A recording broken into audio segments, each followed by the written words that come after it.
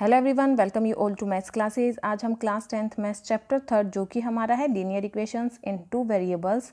आज हम इस वीडियो में इसका इंट्रोडक्शन पार्ट करेंगे, उससे नेक्स्ट वीडियो में हम इसके एक्सरसाइज के क्वेश्चंस को सॉल्व करेंगे। सो देखिए, जो चैप्टर है वो क्या है, linear equations in two variables. तो सबसे पहले हम ये जान लेते हैं कि जो हमारी लीनियर इक्वेशंस है वो क्या होती हैं। So an equation that has the highest degree of 1 is known as linear equation.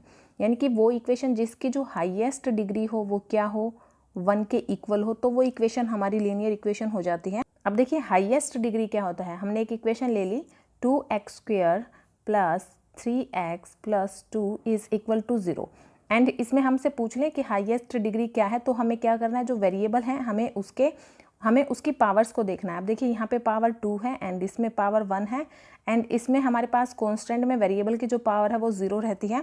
सो यहाँ पे जो हाईएस्ट पावर वाला वेरिएबल है वो कौन सा है, x की पावर 2, तो इसकी डिग्री क्या हो गई है, 2 हो गई है। ठीक है, बट लीनियर इक्वेशन में हमारे पास जो वेरिएबल की हाईएस्ट पावर है वो क्या होनी चाहिए, 1 होनी चाहिए, तभी तो उसकी जो हाईएस्ट डिग्री है वो क्या होगी, 1 होगी। This means that no variable in a linear equation has an exponent more than 1। इसका मतलब जो लीनियर इक्वेशन है उसमें जो है पावर वो मोर देन 1 नहीं होनी चाहिए है। एक्सपोनेंट का मतलब क्या होता है, पावर होता है।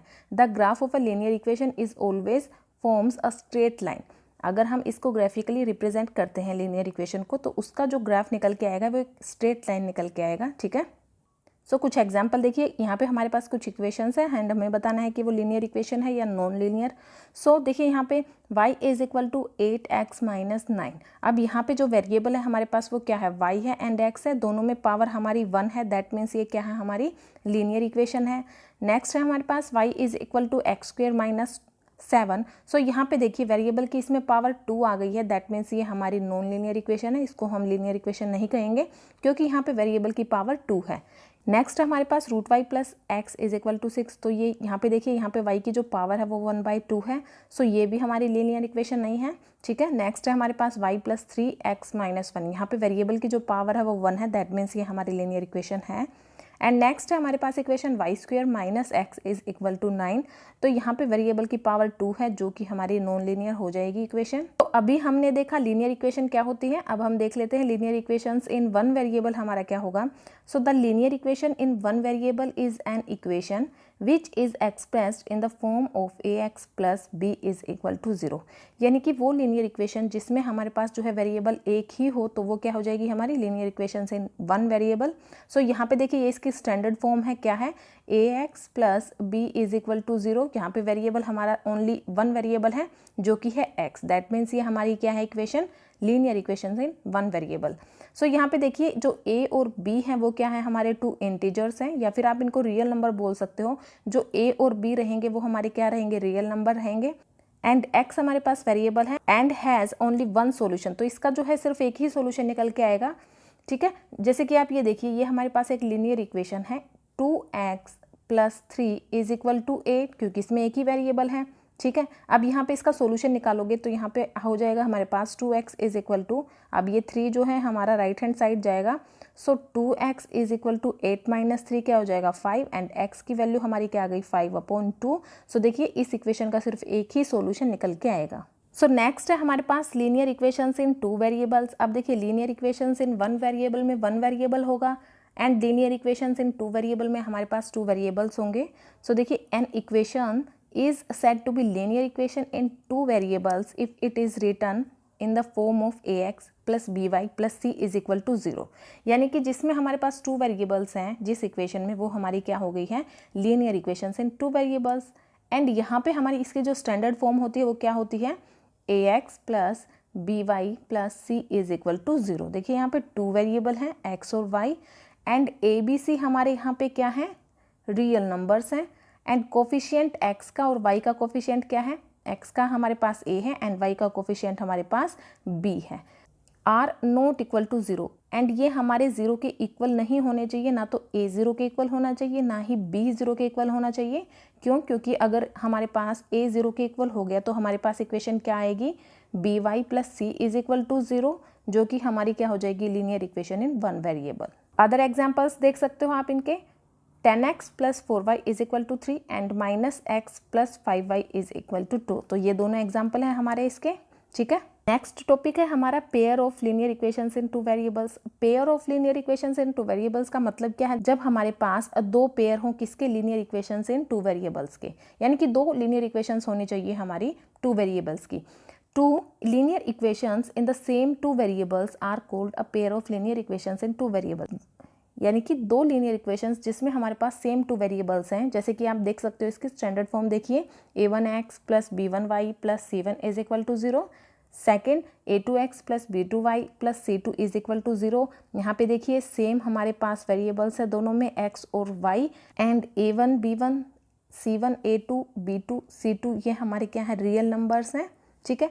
None of them equal to 0, और इनमें से कोई भी 0 के इक्वल नहीं होना चाहिए। एंड आप इसका एक एग्जाम्पल भी देख सकते हो, देखिए यहाँ पे हमारे पास ये दोनों क्या है, लीनियर इक्वेशंस है, और दोनों ही हमारी कैसी है, linear equations in two variables. And यहाँ पे सेम वेरिएबल दिए हुए हैं x और y दोनों में, तो ये हमारी क्या हो गई है, pair of linear equations in two variables. A pair of linear equations in two variables can be represented and solved by the linear equations in two variables है उसको हम कैसे solve करते हैं, by graphical method से भी solve कर सकते हैं and algebraic method से भी हम उसको solve कर सकते हैं। So methods को करने से पहले हम देख लेते हैं consistent solution and inconsistent solution। Consistent solution में देखिए a system of linear equations is said to be consistent। हम linear equations को consistent कब बोलेंगे, if it has at least one solution, जब उसमें लीनियर इक्वेशन में हमारे पास एटलीस्ट वन सोल्यूशन तो आए ही, एंड वन से ज़्यादा भी आ सकते हैं, तब हम उसको क्या बोलेंगे, कंसिस्टेंट। एंड इसके अलावा a system of linear equations is said to be inconsistent. Inconsistent कब बोलेंगे, if it has no solution, जब हमारे पास उस लीनियर इक्वेशन में कोई भी सोल्यूशन ना निकल के आए तो उसको हम इनकंसिस्टेंट बोलेंगे। सो देखिए ग्राफिकल मेथड को यूज़ करके हम कैसे लीनियर इक्वेशंस को सॉल्व करेंगे वो देख लेते हैं। So the graph of pair of linear equations in two variables is represented by two lines. अब देखिए हमारे पास अगर टू लीनियर इक्वेशंस हैं, ठीक है, टू लीनियर इक्वेशंस है, दैट मीन्स इसमें हमारे पास क्या होंगी, टू स्ट्रेट लाइन होंगी, ठीक है, क्योंकि मैंने आपको बताया है जो लीनियर इक्वेशंस है अगर हम उसको ग्राफिकली रिप्रेजेंट करते हैं तो वो हमारा किस फॉर्म का होता है, स्ट्रेट लाइन की। अब टू लीनियर इक्वेशंस है, that means two straight line होंगी। एंड देखिए हमारे पास ये ग्राफ ले लेते हैं हम। अब जब हमारे पास टू लीनियर इक्वेशंस है तो टू स्ट्रेट लाइन होंगी, तो उसमें पॉसिबिलिटीज क्या हो सकती हैं, या तो वो टू लाइन जो है एक दूसरे को इंटरसेक्ट करेंगी सिर्फ एक ही पॉइंट पे, ठीक है, या फिर वो क्या हो जाएंगी, कोइंसाइड हो जाएगी, जैसे कि एक लाइन यहाँ पे आई तो वो दूसरी लाइन वो भी इसके ऊपर ही आएगी।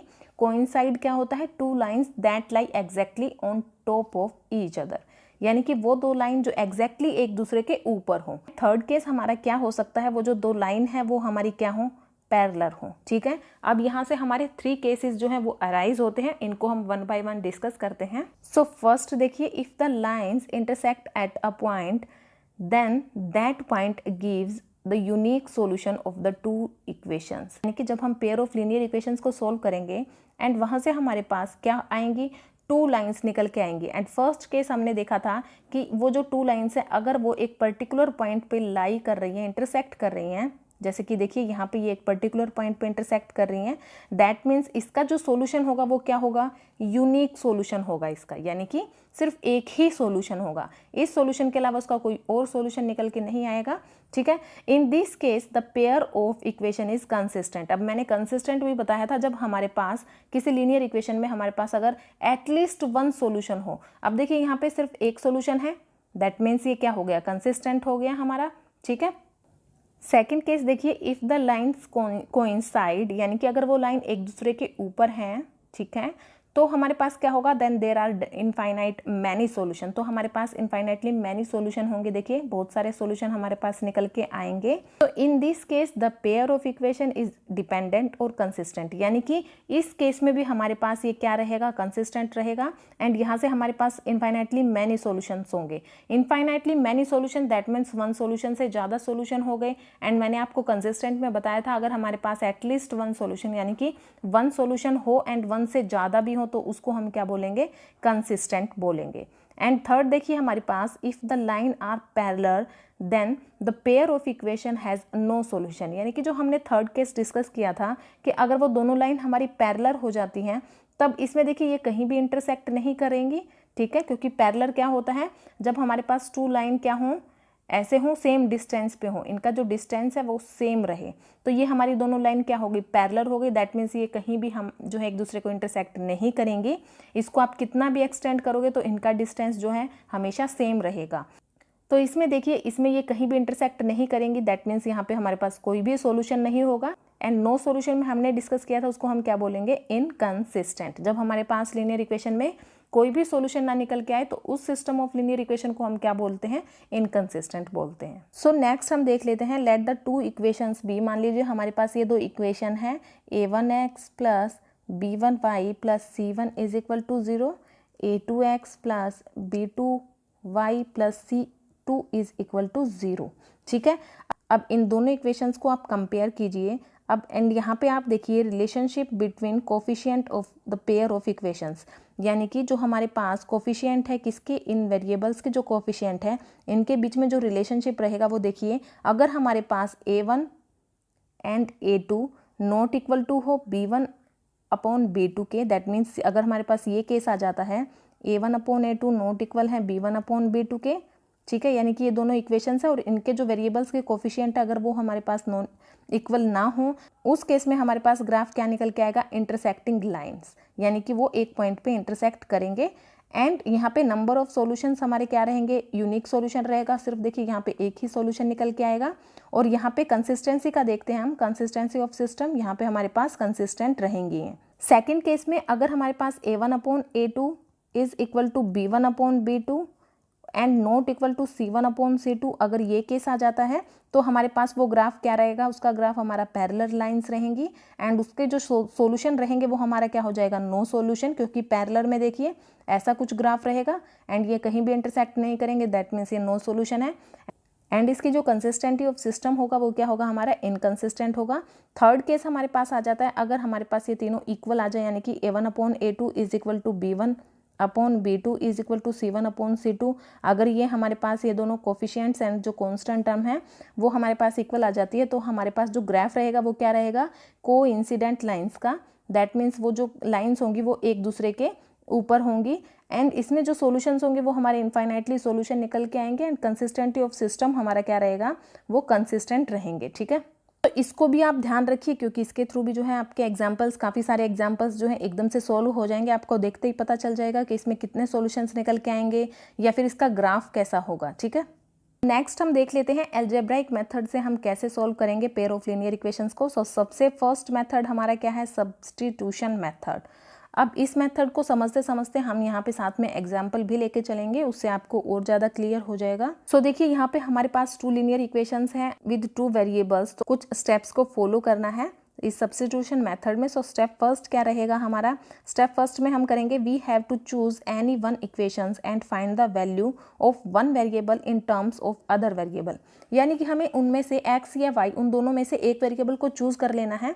किसी भी एक इक्वेशन को उठा लेंगे हम एंड वहां से हम x की वैल्यू फाइंड आउट कर लीजिए y के टर्म में, या फिर y की फाइंड आउट कर लीजिए आप x के टर्म में। ठीक है, एंड स्टेप 2 क्या रहेगा हमारा, वो जो वैल्यू आएगी हम उसको सब्स्टिट्यूट कर देंगे अदर इक्वेशन में। एंड स्टेप थर्ड में हम क्या करेंगे, वहाँ से उस वेरिएबल की जो है हम वैल्यू को फाइंड आउट करेंगे। देन स्टेप फोर्थ में जो वेरिएबल की हमने वैल्यू फाइंड आउट की है उसमें हम उसको हम पुट करेंगे दूसरी इक्वेशन में और वहाँ से हमारे पास y की भी वैल्यू, यानी कि वो जो वेरिएबल रह गया है उसकी भी वैल्यू हमें निकल के हमारे पास आ जाएगी। जैसे कि हम एग्जाम्पल लेते हैं, मान लीजिए हमारे पास ये दो लीनियर इक्वेशंस हैं, हमने यहाँ पे सेकेंड इक्वेशन को लिया है। ठीक है, एंड यहाँ से हमने x की वैल्यू फाइंड आउट कर ली है जो कि हमारी क्या हो गई है, 5 माइनस y। ठीक है, अब हमने इस इक्वेशन को, इस वैल्यू को हमने फर्स्ट इक्वेशन में पुट कर देते हैं। हम यहाँ से हमने जब इसको फर्स्ट इक्वेशन में पुट किया तो यहाँ पे x की वैल्यू हमने क्या पुट कर दी है, 5 माइनस y। देन इसको जब हम सोल्व करेंगे तो यहाँ से हमारे पास y की वैल्यू निकल के आएगी जो कि है -1। उसके बाद हम इसको सेकेंड इक्वेशन में पुट करेंगे तो वहाँ से देखिए y की वैल्यू हमने -1 पुट कर दी है, तो x - 1 is equal to 5 and x की वैल्यू हमारी क्या आ गई, 6। तो यहाँ से देखिए x और y की वैल्यू हमारी आ गई है। तो इस टाइप के मेथड को हम क्या बोलते हैं, substitution method. And second method है हमारा एलिमिनेशन मेथड। तो इसमें भी कुछ स्टेप्स हैं। देखिए यहाँ पे स्टेप फर्स्ट क्या रहेगा, multiply both the equations bye such a number so that the coefficient of any one variable becomes equal. हमें क्या करना है, किसी ऐसे नंबर से मल्टीप्लाई कर देना है कि जो वो इक्वेशन है हमारी उसमें किसी भी एक वेरिएबल का जो कोफिशिएंट है ना वो इक्वल हो जाए, ताकि हम उसको एलिमिनेट कर सकें। एंड सेकंड में हम क्या करेंगे, स्टेप में हम उसको क्या कर देंगे, या तो ऐड करेंगे या सब्ट्रैक्ट कर देंगे, ताकि वहाँ से वो जो हमारा वेरिएबल है, जो हमारी कोफिशिएंट जिनके इक्वल हो गए हैं, उसको हम वहाँ से एलिमिनेट कर सकें, और जो हमारा वेरिएबल रह जाएगा उसकी हम वैल्यू को फाइंड आउट करेंगे स्टेप थर्ड में। देन हमारे पास जो वैल्यू आ जाएगी उसको हम क्या करेंगे, सब्स्टिट्यूट करेंगे उस वैल्यू को किसी दूसरी इक्वेशन में, और वहाँ से हमारे पास दूसरे वेरिएबल की भी वैल्यू आ जाएगी। जैसे कि आप इसमें देख सकते हो, ये दो इक्वेशंस ली हैं हमने। अब इसमें हमने क्या किया है, यहाँ पे देखिए फर्स्ट इक्वेशन है हमारी x minus 2y is equal to 8 and second है 2x plus y is equal to 5। तो यहाँ पे हमें क्या करना है, वेरिएबल्स को इक्वल कर लेना है। तो यहाँ पे 2 है एंड इसमें 2 नहीं है, तो हम क्या करेंगे, मल्टीप्लाई कर देंगे हम 2 के साथ इस इक्वेशन को, सेकंड को। सो हम जब सेकंड इक्वेशन को 2 से मल्टीप्लाई करेंगे तो देखिए यहाँ पे हमारे पास हो जाएगा 4x एंड यहाँ पे हमारे पास हो जाएगा plus 2y is equal to 5 2 जार 10। तो ये इक्वेशन बन के आएगी। तो इन दोनों इक्वेशन को लेके चलेंगे हम, देखिए, एंड इन दोनों इक्वेशन से हमारे पास ये दोनों कैंसिल हो जाएंगे जब हम इनको क्या करेंगे, ऐड करेंगे, क्योंकि देखिए एक माइनस का है एंड एक प्लस का है, तो हमारी कैंसिल हो जाएंगी। यहाँ से हमारे पास x की वैल्यू आएगी। अब इस x की वैल्यू को आप सेकेंड इक्वेशन में रखिए, आप इसको फर्स्ट में भी रख सकते हो। तो यहाँ से कोई भी इक्वेशन में आप वैल्यू को पुट कीजिए और वहाँ से हमारे पास y वेरिएबल की वैल्यू आ जाएगी। तो देखिए ये मेथड से हमारे पास जो एलिमिनेशन मेथड है, उस मेथड से हमने x और y की वैल्यू को फाइंड आउट कर लिया है। थर्ड मेथड हमारे पास है क्रॉस मल्टीप्लिकेशन मेथड। तो देखिए ये दोनों हमारे पास कुछ इस टाइप की जो है इक्वेशंस होंगी, लीनियर इक्वेशंस। और तो हम यहाँ पे क्या करेंगे, हम इसको इस टाइप से लिखेंगे।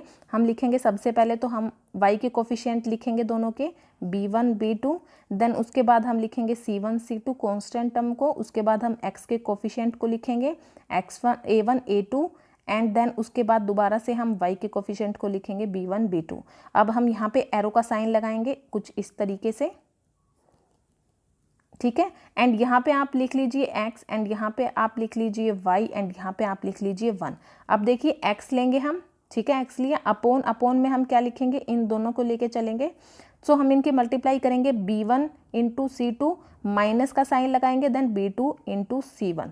अब हम y को लेके चलेंगे, y अपॉन में लिखेंगे हम इन दोनों को, c1 into a2 and c2 into a1, और इनके बीच में हम माइनस का साइन लगाएंगे।